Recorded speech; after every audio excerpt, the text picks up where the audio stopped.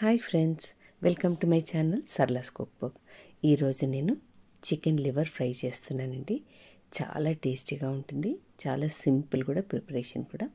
ఇక్కడ లివర్ నేను మంచిగా కడిగి ఫైనల్గా వెనిగర్తో మనము కడుక్కుంటే మనకు నీసు వాసన అనేది ఉండదు. లివర్ కడిగి పక్కకు పెట్టుకున్నాను.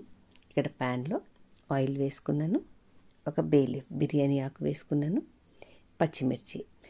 ఈ చికెన్ లివర్ ఫ్రైకి నేను కారం అనేది వేయనండి, పచ్చిమిర్చి పెప్పర్ తోటే నేను ఫ్రై చేస్తాను.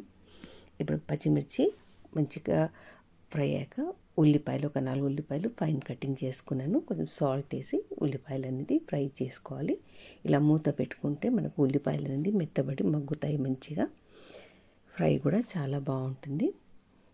ఇప్పుడు ఈ కలర్ వచ్చే వరకు మనము ఉల్లిపాయలు ఫ్రై చేసుకోవాలి. ఇప్పుడు కొంచెం పసుపు యాడ్ చేస్తున్నాను, కొంచెం అల్లం వెల్లుల్లి పేస్ట్, ఫ్రెష్గా నున్న అల్లం వెల్లుల్లి పేస్ట్ వేసుకోవాలి. ఇవన్నీ పచ్చివాసన పోయేదాకా ఇలా ఫ్రై చేసుకోవాలి.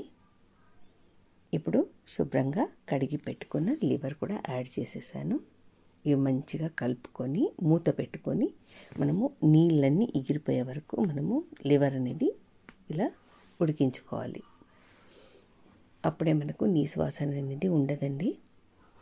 ఇలా మంచిగా ఉడికించుకొని ఆయిల్ అన్నీ కొంచెం ఫ్రై చేసుకోవాలి. ఇప్పుడు పెప్పర్ పౌడర్ వేసుకున్నాను, కొంచెం సాల్ట్ వేసుకున్నాను, కొంచెం ధనియాల పొడి వేసుకున్నాను.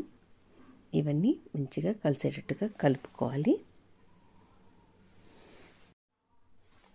కొంచెం ఫ్రై అయ్యాక సొయ్యి కూర అండి మంచిగా కడిగి వేసుకున్నాను. సొయ్యి కూర ఇప్పుడు మూత పెట్టుకొని మంచిగా మనం ఆయిల్ అని ఫ్రై చేసుకోవాలి. సొయ్యి కూర లివర్ అనేది ఆయిల్ని మంచిగా ఫ్రై కావాలి.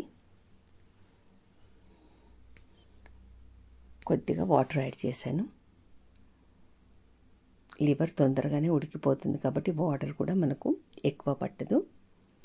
ఇప్పుడు మూత పెట్టుకొని ఒక 5 నిమిషాల వరకు ఉడికించుకోవాలి. మధ్యలో ఒక 2 నుంచి 3 సార్లు ఇలా కలుపుకోవాలి. కలుపుకుంటూ మనము ఉడికించుకోవాలి. ఇలా ఆయిల్ తేలే వరకు మనము ఫ్రై చేసుకోవాలి. ఇప్పుడు ఈ స్టేజ్లో మనము గరం మసాలా యాడ్ చేస్తున్నాను.